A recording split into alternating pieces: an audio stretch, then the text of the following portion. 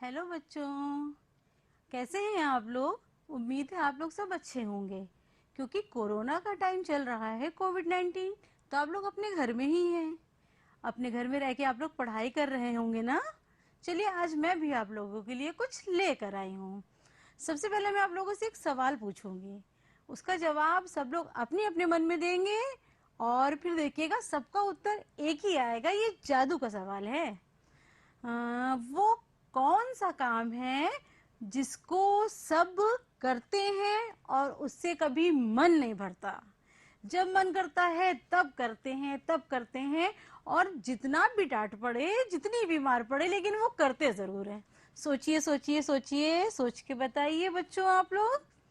मुझे लगता है सबको उत्तर याद हो गया होगा। खेल, है ना। आप सब लोगों को खेल बहुत ज्यादा पसंद है ना। मुझे भी खेल बहुत पसंद है। दौड़ना, है ना, उसके बाद उछलना, क्लैपिंग करना, ये सारे काम मुझे बहुत अच्छे लगते हैं। चलिए बच्चों, आज हम खेल के बारे में ही आपसे बात करते हैं।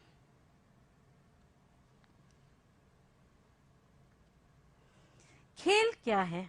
सबसे पहले हमारी बात यह है कि खेल क्या है। खेल एक ऐसी चीज है जिसको हर व्यक्ति, हर बच्चा करना चाहता है। देखिए, जैसे इस चित्र में आपको दिखाई दे रहा होगा कि बास्केटबॉल है। यहाँ पे बास्केट बनी हुई है। फुटबॉल है जिसको हम अपने पैर से मारते हैं, और बैडमिंटन है जिसको हम लोग ऐसे ऐसे करके खेलते हैं। ठीक है। तो ये सारे खेल के सामान आप लोगों को पसंद है और आपको खेलना बहुत पसंद है। चाहे मम्मी डांटे, चाहे पापा डांटे, लेकिन आपको खेलना तो है ही। भाई, मुझे भी जब मौका मिलता है तब मैं भी खेल लेती हूँ। चलिए, अब हम जानते हैं खेल होता क्या है। पहली चीज कि कोई भी कार्य जिसमें नियमों की संरचना हो और जिसको आनंद की प्राप्ति के लिए या कभी कभी शिक्षा प्रदान करने के लिए किया जाता है, खेल कहलाता है। कोई भी कार्य, जैसे अगर हमसे कहा जाए कि हम रस्सी कूदें, तो हम रस्सी कूदते हैं तो वो भी एक खेल है क्योंकि हमें मजा आता है। अगर हम मूवी देखते हैं या वीडियो देखते हैं तो वो भी एक मजा आता है। अगर हम राइटिंग करते हैं तो उसमें भी हमें मजा आता है। अगर हम पिक्चर बनाते हैं तो उसमें भी हमें बहुत मजा आता है। उसके साथ बैडमिंटन खेलना, क्रिकेट खेलना, ये सारे काम जो होते हैं हमारे आनंद की प्राप्ति के लिए होते हैं। अब हम बात करते हैं कि नियमों के अंतर्गत कोई भी खेल जो होगा वो नियमों के अंतर्गत ही होता है। ऐसा नहीं है कि अगर आप छुपन छुपाई खेल खेल रहे हैं तो आपने जब किसी को छुआ होगा तो वो डैन बन गया, फिर वो जिसको छुएगा वो डैन बन जाएगा, फिर वो जिसको छुएगा वो डैन बन जाएगा। इस तरीके से एक नियम है कि छूने वाला डैन बनता है और बाकी सब दौड़ते हैं। इसी प्रकार से जब हम बात करते हैं कैरम की, तो जब हम कैरम खेलते हैं तो जब हम कैरम की गोटी को ऐसे करके मारते हैं और जब गोटी पिल जाती है तब वो हमारा नियम है। हम ऐसे नहीं मार सकते पटक के, या पलट के ऐसे घूम के नहीं मार सकते, तो वो उस खेल का नियम है। बैडमिंटन की बात करते हैं तो जब आप कॉक को ऐसे मारते हैं, ऐसे मारते हैं, लेकिन अगर जमीन से टच कर जाता है वो, तो हम उसको फॉल मान लेते हैं कि हमारा गेम का नियम टूट गया। तो हर खेल का एक नियम होता है, तभी वो खेल कहलाता है। और रही बात अब शिक्षा प्रदान करने की, कि कभी कभी हम खेल का उपयोग शिक्षा प्रदान करने के लिए करते हैं, तो आप लोगों के स्कूल में जरूर, सबके स्कूलों में पपेट शो होता होगा। पपेट शो आप लोगों ने देखा है ना। उंगलियों पे पपेट्स बना के हम हेलो, हाउ आर यू, कैसे हैं, ऐसे कर सकते हैं।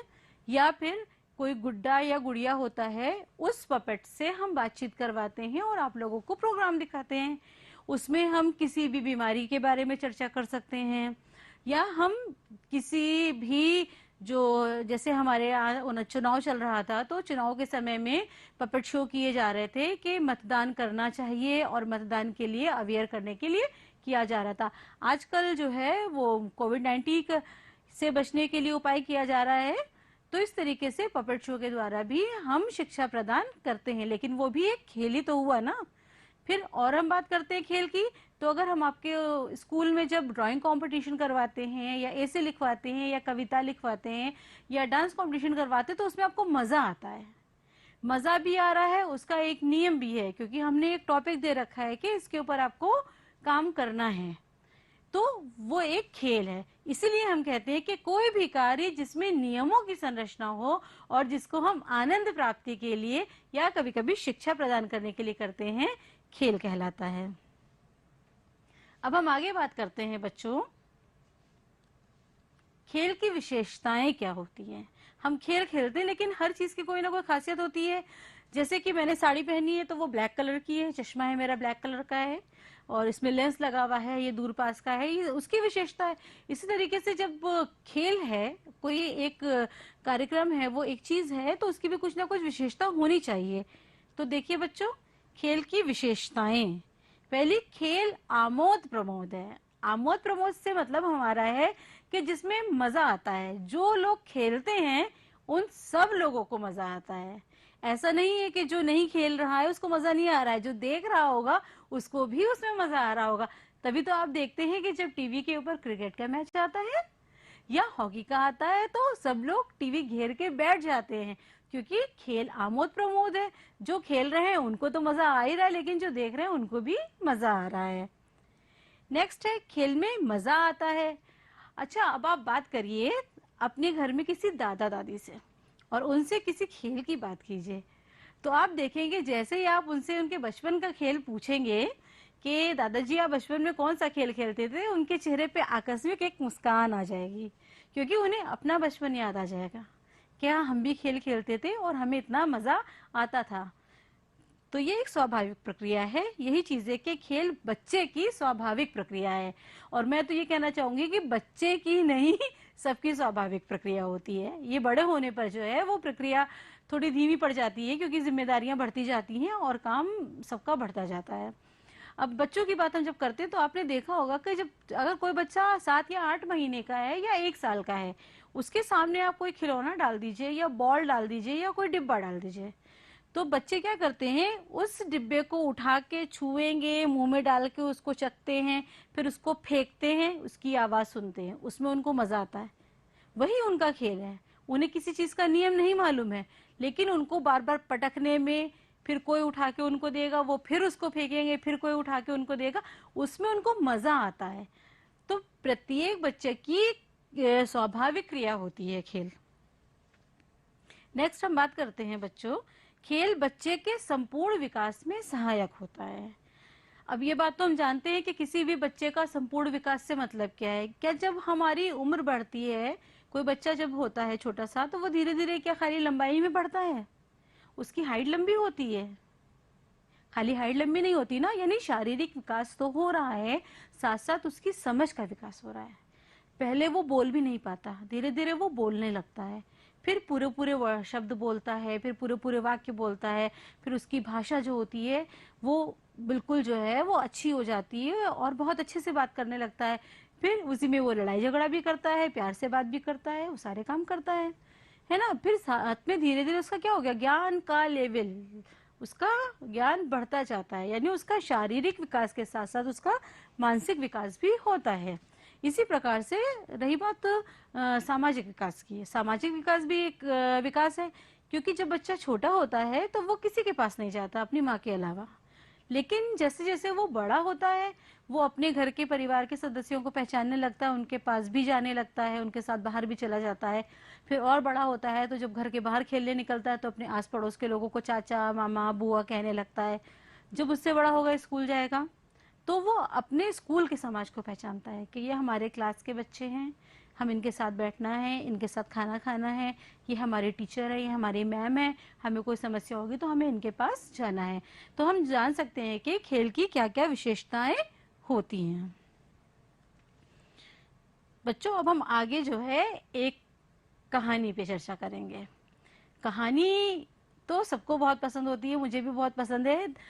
नाना नानी की कहानियां, दादा दादी की कहानियां तो बहुत मशहूर हैं। आज मैं भी आप लोगों को एक कहानी सुनाने जा रही हूँ। वो कहानी है 2 लड़कियों की। देखिए 2 चित्र आप लोग को दिखाई दे रहे होंगे। एक लड़की जो थोड़ी उदास बैठी हुई है और एक लड़की जो खुश बैठी है। मतलब 2 लड़कियों की कहानी है। जो यहाँ पे आपको दिखाई दे रहा होगा कि उदास बैठी है, उसका नाम है शादमा, और जो खुश बैठी है ऐसे कर रही है, वो उस लड़की का नाम है मधु। अब ये कहानी की शुरुआत होती है एक स्कूल से। एक स्कूल में ये दोनों कक्षा 5 की विद्यार्थी होती हैं और बहुत अच्छी दोस्त भी होती हैं। पढ़ाई में, खेल कूद में, सब में बहुत अच्छी होती हैं। लेकिन शादमा थोड़ी सी ज्यादा तेज होती है और मधु उसके मुकाबले में थोड़ा सा उससे पीछे रह जाती है किसी भी चीज में, चाहे खेल कूद हो चाहे पढ़ाई लिखाई हो। तो हमेशा शादमा इस बात में रहती थी कि मैं ही फर्स्ट आने वाली हूँ, मैं ही आगे आने वाली हूँ, हमेशा मैं ही जीतूंगी। फिर क्या होता है, जब स्कूल में हर साल जो है वो स्पोर्ट्स डे मनाया जाता है, तो उसमें जब सारी प्रतियोगिताएं होती हैं तो ऑब्वियसली शादमा बड़े कॉन्फिडेंटली हो जाती है कि मैं ही जीतने वाली हूँ तो मैं ही जीतूंगी। इस वर्ष जब प्रतियोगिता होने वाली थी तो भी शादमा बड़ी कॉन्फिडेंट रही कि जब मैं जीतती हूँ तो मैं ही जीतूंगी। लेकिन इस बार ऐसा नहीं हुआ। जब चीफ गेस्ट को बुलाया गया स्टेज के ऊपर और बुलाया गया कि विजेता का नाम घोषित किया जाए, उसमें बहुत सारे खेल हुए, जैसे रस्सी कूद हुआ, दौड़ हुआ 100 मीटर की, उसके साथ साथ जो है वॉलीबॉल का मैच हुआ है, और डांस कंपटीशन हुआ, चित्रकला प्रतियोगिता हुई, स्लोगन प्रतियोगिता हुई। तो सबका मिला के जो कंबाइंड रिजल्ट बनाया गया उसमें विजेता का नाम घोषित होना था। शादमा बड़ी खुश कि चीफ गेस्ट अब मेरा नाम लेने वाले हैं, वो पहले से तैयार हो गई कि मैं तो स्टेज पर जाके ट्रॉफी लेने वाली हूँ अब। लेकिन ये क्या, अचानक से सन्नाटा छा गया। चारों तरफ तालियों की गूंज, गड़गड़ाहट हो रही है, लेकिन शादमा को कुछ समझ में नहीं आ रहा है, क्योंकि चीफ गेस्ट ने जब नाम बुलाया तो चीफ गेस्ट ने उसकी जगह मधु का नाम लिया। उसके ऊपर तो जैसे मानो पहाड़ गिर पड़ा। उसने तो कभी कल्पना भी नहीं की थी, कभी सोचा भी नहीं था इस बात को कि वो कभी हार सकती है और कोई और जीत सकता है। वो अपने आप को संभाल के वहां पे बैठी रही और मधु का तो खुशी का कोई हाल ही नहीं था। सारे लोग मधु की तारीफ कर रहे थे और तालियों से जो है पूरा मैदान जो है वो गूंज रहा था। सारे बच्चों ने मधु को जो है वो बहुत ज्यादा मुबारकबाद दी कि तुमने बहुत अच्छा काम किया, तुमने बहुत मेहनत की है, बहुत अभ्यास किया है, जो तुम आज इस मुकाम पर पहुंची हो, वरना हर बार शादमा ही जीतती थी। तो मधु तो बहुत खुश थी, लेकिन शादमा से ये बर्दाश्त नहीं हुआ।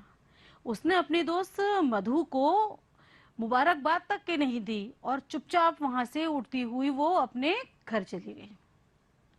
जब घर गई और घर में जाके सीधे बिस्तर में जाके लेट के वो रोने लगी, ऊं करके सिसक सिसक के रोने लगी। तब उसकी माँ ने जब उसके रोने की आवाज सुनी तो वो आई उसके पास और आके कहने लगी, शादमा बेटा क्या हुआ, तुम क्यों रो रही हो?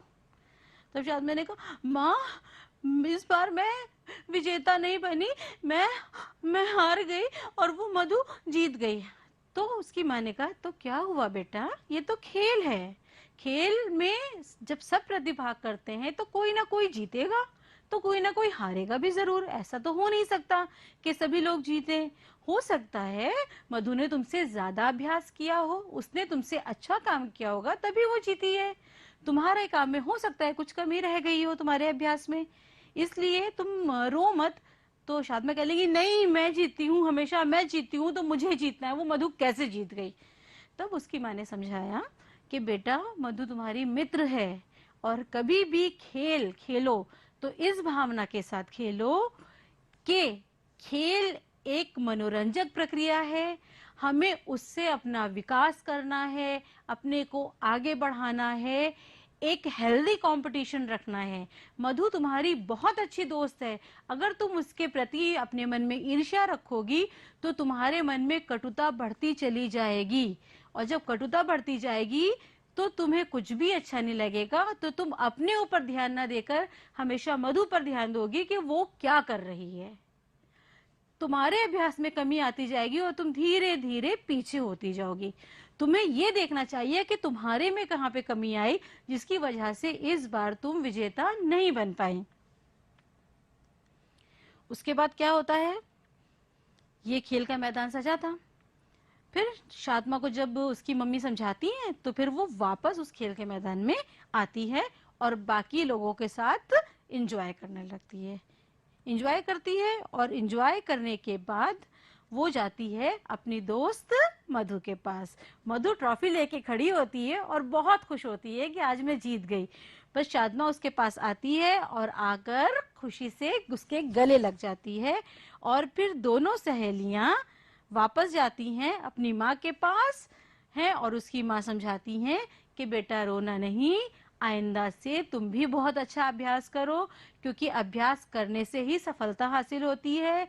खेल में कभी भी ऐसा नहीं सोचना चाहिए हमें कि कौन जीत रहा है कौन हार रहा है। हमें ध्यान रखना है इस बात का कि हिस्सा लेना है। हमें कुछ करने के लिए, कुछ सीखने के लिए, आगे बढ़ने के लिए सिर्फ उसमें पार्टिसिपेशन जरूरी होता है, टेक पार्ट। क्योंकि अगर हम उसमें भाग नहीं लेंगे तो हम कुछ भी नहीं सीख पाएंगे। अगर हम पहले से डर गए कि हम वहां जाएंगे और हार जाएंगे तो हमें चलना भी नहीं आएगा।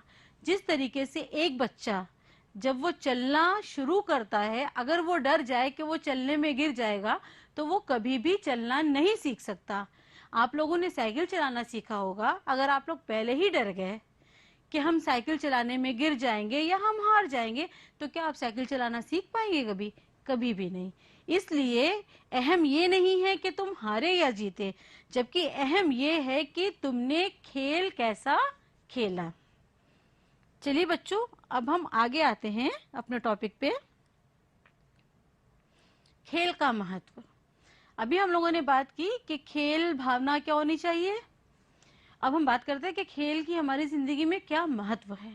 हमने अभी बहुत शॉर्ट में बताया था, थोड़ा सा हम उसके बारे में डिटेल में बात करेंगे। सबसे पहली बात, शारीरिक विकास। शारीरिक विकास का मतलब, जैसे मैंने भी आप लोग को बताया कि जब हमारी उम्र बढ़ती है, बच्चे बड़े होते हैं तो उनका शरीर भी बड़ा होता है, हाथ पैर बड़े होते हैं, अंग बड़े होते हैं और उसके बाद उनमें ताकत भी आ जाती है। जो बच्चा पहले छोटी सी बॉल को नहीं उठा पाता था, अब वो बड़े बड़े बैट से और हॉकी फुटबॉल को आसानी से खेल लेता है। तो शारीरिक विकास तो हो रहा है, क्योंकि हमारा शरीर जो है वो बना है मांसपेशियों से और हड्डियों से। मांसपेशियों को हम जितना लचीला रखेंगे, जितना हम एक्सरसाइज करेंगे या व्यायाम करेंगे, उतनी हमारा शरीर स्ट्रांग बनेगा। क्योंकि हमारे दौड़ने से, चलने से, काम करने से और खेल खेलने से हमारी मांसपेशियों में जो रक्त का संचार होता है वो बढ़ जाता है। और हमारे शरीर के किसी भी अंग में जब रक्त का संचार बढ़ता है तो उसके साथ शुद्ध ऑक्सीजन भी हमारे उस अंग तक पहुंचती है, जिससे हम एक्टिव फील करते हैं।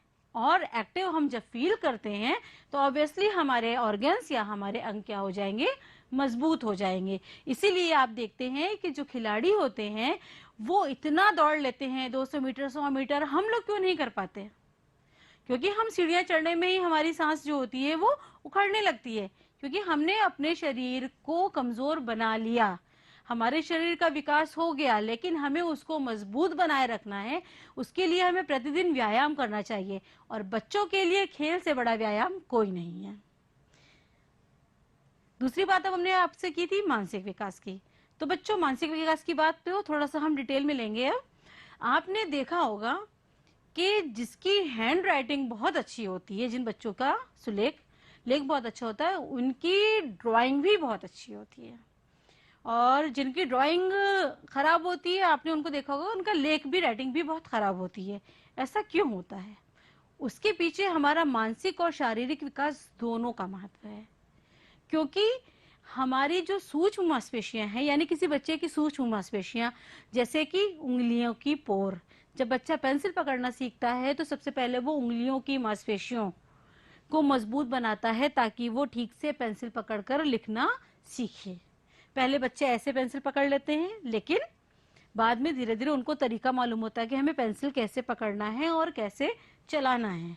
उसके बाद उनके सामने यदि कोई चित्र होता है सामने, तो वो उस चित्र को देखते हैं और चित्र को देख कर एज इट इज वैसे ही बना लेते हैं। वहां पे क्या हुआ? देख रहे हैं हम आंखों से चित्र। आंखें हमारे एक संवेदी अंग है, हमारे दिमाग से कनेक्टेड है। हम जो देख रहे हैं उसकी छवि हमारे मस्तिष्क में बन रही है, यानी हमारे मानसिक विकास में सहायता कर रही है। हमने उसको देखा, फिर हमारे मस्तिष्क ने हमारे हाथ की मांसपेशियों को वो आदेश दिया कि उस लाइन को इस तरीके से खींचना है। अगर हम उस चीज की प्रैक्टिस या अभ्यास बार बार करते रहेंगे तो हमारा क्या होगा, मस्तिष्क और शरीर की मांसपेशियों का जो सामंजस्य है वो अच्छी तरीके से बैठ जाएगा, तो कोई भी चीज हमारे लिए करना आसान हो जाएगी। आपने देखा होगा, ये तो हमने सुलेख की बात की कि बच्चे अक्षर देख के लिखना सीख गए, बहुत से बच्चे बिल्कुल सही नहीं लिख पाए। अब हम बात करते हैं आपसे एक और चीज की। आपने देखा होगा कि कुछ बच्चे होते हैं, उनको अगर हम पजल्स देते हैं बनाने के लिए, कि कई सारे टुकड़े हमने उनको दे दिए और उनसे कहा है कि चित्र बनाओ, तो वो उन चित्रों को कुछ बच्चे तो बहुत तेजी से जोड़ लेते हैं, लेकिन कुछ बच्चों को बहुत समय लगता है और शायद वो आधा घंटा पौन घंटा भी लगाते हैं और फिर भी उसको वो सही तरीके से जोड़ नहीं पाते हैं। उसके पीछे उनका कौन सा सिद्धांत कार्य कर रहा होगा? सिद्धांत ये कार्य कर रहा है कि उनके मानसिक विकास में कमी है। मानसिक विकास की कमी हुई है क्योंकि उन्होंने उन चित्रों का जो सीक्वेंस था उसके ऊपर ध्यान नहीं दिया, यानी उनकी ज्ञानेंद्रियों ने, जब टीचर ने बोला या उनके घर वालों ने उस बात को बोला तो उन्होंने उसको ध्यान से सुना नहीं, ध्यान से देखा नहीं। जब वो ध्यान से देखेंगे नहीं, सुनेंगे नहीं, तो ऑब्वियसली उनके मस्तिष्क में उस बात की छवि अच्छी नहीं बनेगी, और जब छवि नहीं बनेगी और जब हम उनको काम करने के लिए देंगे तो उनके मानसिक विकास में कमी आ जाएगी। इसीलिए शारीरिक विकास और मानसिक विकास एक दूसरे से जुड़े हुए हैं। रही बात अब हम एक क्रिकेट की करते हैं, शारीरिक विकास और मानसिक विकास को जोड़कर। आपने देखा होगा जब बॉलर बॉल फेंकता है, ठीक है, तो जो बैट्समैन है वो जब बैट लेके खड़ा है तो वो बॉलर को देख रहा है कि बॉलर ने कैसे गेंद फेंकी, फिर वो अंदाजा लगाता है कि गेंद की गति क्या होगी और वो किस स्थान पर आएगी जो हम अपने बैट को उठाकर मारे बॉल को। अगर बैट्समैन का, अगर जो बल्लेबाज है उसका अंदाजा, उसका आकलन सही नहीं होगा तो क्या होगा, वो क्लीन बोल्ड हो जाएगा, बैट उसका हवा में रह जाएगा और बॉल जो है वो सीधे विकेट पे जाके उसको आउट कर देगी। तो देखिए, शारीरिक विकास खेल से हुआ, लेकिन साथ में मानसिक विकास भी हो रहा है। इसलिए शारीरिक विकास के साथ साथ मानसिक विकास भी बहुत ज्यादा जरूरी है। तो खेल के द्वारा हम मानसिक विकास भी करते हैं और शारीरिक विकास भी करते हैं। इसी तरीके से बच्चों, हम एक खेल का एग्जाम्पल आपके सामने और लेंगे। शतरंज आपने देखा, शतरंज में आपने देखा गोटियां लगी होती हैं, राजा, पायदे होते हैं, वजीर होता है, ऊंट होता है, घोड़ा होता है, सब होते हैं। तो जब सामने वाला चाल चलता है तो हम अपनी गोटी बढ़ाते हैं बहुत सोच समझ के, कि अगर हमने अपनी इस गोटी को आगे बढ़ाया तो वो अपनी इस गोटी से हमारी गोटी को मार देगा। वहां पर हमारा मानसिक विकास बहुत तीव्र गति से हो रहा है उस खेल से। तो हम ये नहीं कह सकते कि खेल के द्वारा केवल शारीरिक विकास होता है, जबकि खेल के द्वारा हमारा मानसिक विकास भी होता है, और हम किसी भी विकास को हम अलग नहीं कर सकते। एक विकास दूसरे प्रकार के विकास से ऑटोमेटिकली जुड़ा हुआ है, क्योंकि किसी बच्चे का संपूर्ण विकास के अंतर्गत शारीरिक विकास, मानसिक विकास, सामाजिक विकास सब कुछ आता है। अब हमारी बात आ गई यहाँ पे सामाजिक विकास की। अब देखिए, शारीरिक विकास के साथ मानसिक विकास तो आपने जान लिया कि कैसे जुड़ा है। अब ये सामाजिक विकास कैसे जुड़ रहा है, तो इस चीज को आप देखिए, जब बच्चे छोटे होते हैं तो वो अकेले खेलना पसंद करते हैं, गुड्डा गुड़िया उठा लिया, बॉल ले लिया और अकेले खेलने लगे। लेकिन जब वो थोड़े बड़े हुए तो वो चाहते हैं कि वो बच्चों के साथ जाएं। अगर उनके घर में बड़े भाई बहन हैं तो वो उनके साथ साथ उनके पीछे पीछे उनको कॉपी करने की कोशिश करते हैं, यानी वो जानते हैं कि हमें इनके साथ रहकर ही खेलना है। उन्होंने अपना एक समाज बना लिया। इसी प्रकार से जैसे हमने कहा, स्कूल गए तो स्कूल का उनका समाज है, उनके क्लास के बच्चे ही उनका समाज है।